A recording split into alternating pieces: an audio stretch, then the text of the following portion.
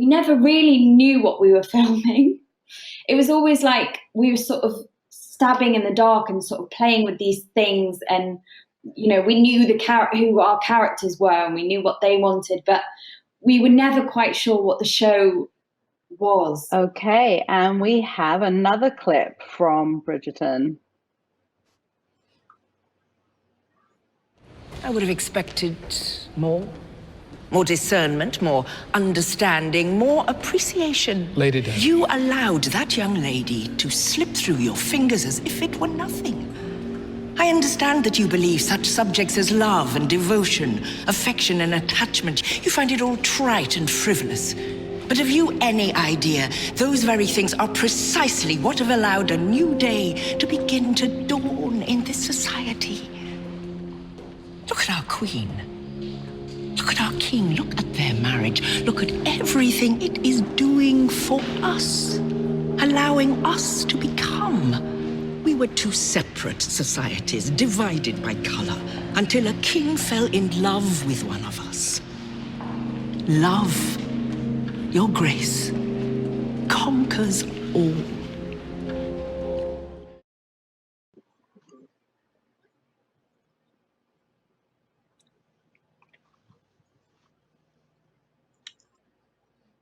Now, Chris, the novels upon which the series is based, there are several of them.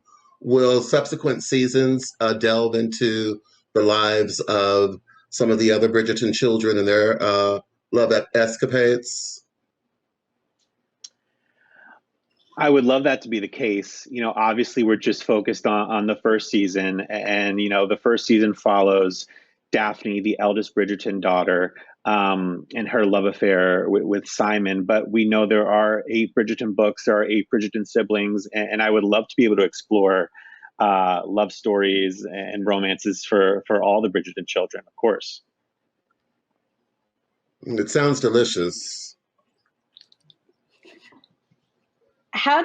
Chris, how do you balance, we've got history, you've got all those details there, and then taking civil liberties and then just having so much fun with it through your casting, through the storytelling?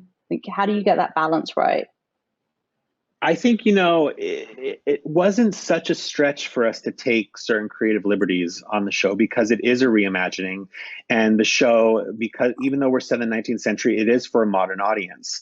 So, like I said, we're not a documentary. There were not any actual real Bridgertons in 1813 Regency London, as far as I know. But it was working hand in hand with historians and advisors to really, capture those details. But also, we're a show based on 8 really delicious romance novels. So it's about romance, and I wanted it to be fun. Yeah.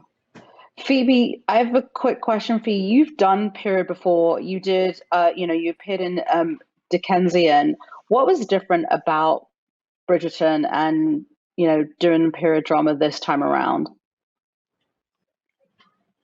Yeah, I've done a fair few period dramas. But yeah, I think just basically what Chris said in a way is that it is a different, it didn't ever really feel like I was shooting a typical period drama. I mean, I remember quite vividly me and Jonathan Bailey, who plays Andoh, we'd constantly check in every week because we never really knew what we were filming. It was always like we were sort of stabbing in the dark and sort of playing with these things, and we knew who our characters were and we knew what they wanted, but we were never quite sure what the show was. We were so intrigued. I mean, it was exciting for me to watch the show because I was like the first time it sort of all came together. And also, as Reggie said, we would rehearse our dance sequences with modern music. We rehearsed some songs with some dances with Plan B, and another one we did with Stormzy. So we knew we weren't making your typical Regency drama or your typical period drama for that matter.